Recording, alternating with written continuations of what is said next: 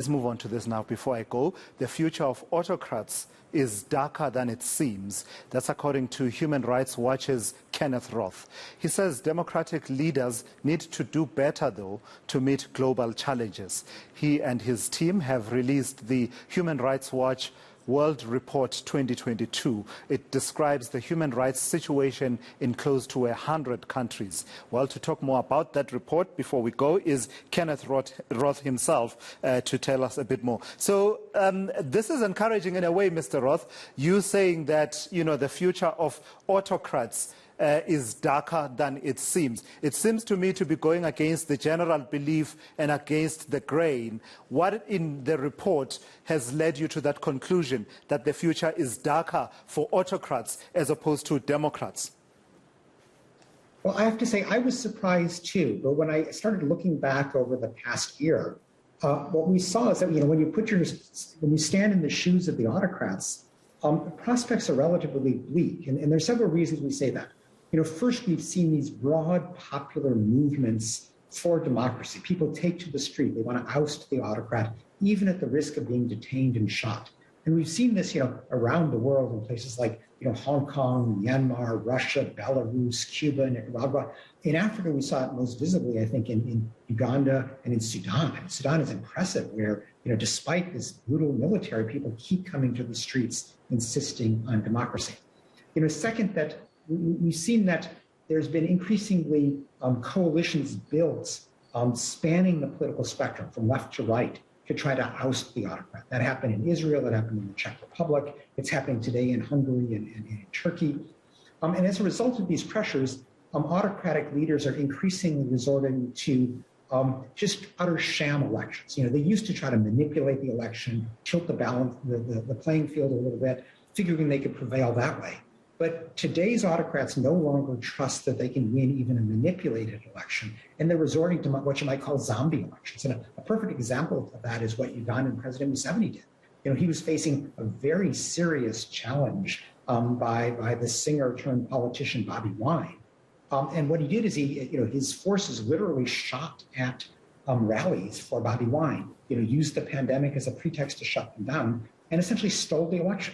So there's no credibility to an election like that. He doesn't get any legitimacy from it. He just declares himself the victor. But that's not an act of power. That's an act of desperation. That's a leader who has no confidence in a free vote leading to his re-election. So it seems then that popular power and people really trying to take back their control and power is sort of rolling back the frontiers of autocracy, as well as what you just described in terms of broader movements and political alliances that are forming against some autocrats. But which areas of the globe, out of the 100 countries that you've been observing, where do you remain mostly concerned, particularly in as far as repression of people's voices and liberties is concerned? Well, look, one thing I really have to stress is the situation in the Tigray region of Ethiopia. I mean, if you look across Africa, I think that's the most dire situation. We had a very ugly armed conflict that broke out where the Ethiopian government, backed by the allied Eritrean government, as well as certain Amhara militia, was committing large-scale atrocities, summary executions, sexual violence and rape, forced displacement, arson. Now, the Tigrayan forces also were responsible for atrocities. There was a bit of a stalemate now, and the armed conflict has largely subsided, although just in the last few days there have been cases of aerial attacks on refugee camps, on civilians with significant loss of lives by the Ethiopian government. But the biggest concern at the moment is that the people of Tigray have enormous humanitarian needs. They are what's called food insecure, meaning they're on the verge of starvation. And the Ethiopian government, since July, has largely been preventing humanitarian aid from reaching Tigray. It's a form of broad collective punishment, not aimed just at the fighters, but aimed at all the ordinary people, the millions of people in Tigray. And so that has really threatened lives of countless people. And so I would have to put that at the top of my list. But obviously we're worried about armed conflict in the Sahel, where you have abuses by Islamists, but also abuses by government forces, which are like the best friend of the jihadist recruiters, if they can just point to the government atrocities. we've had coups in Mali and Chad and Guinea, most recently in Sudan. Sudan, though, is an interesting case, though, because the people still go to the street.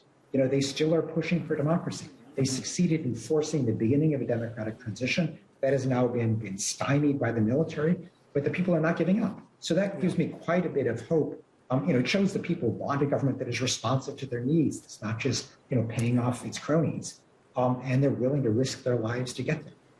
All right, Kenneth Roth, thank you. I'm completely out of time. It's a pity I don't even get to speak to you about your warnings, for the democratic forces and democratic leaders to not rest on their laurels despite your observations. But I do have to end it here. That's Kenneth Roth. He's from Human Rights Watch, and he's been talking about their report for 2021, which is now out, World Report, rather, 2022.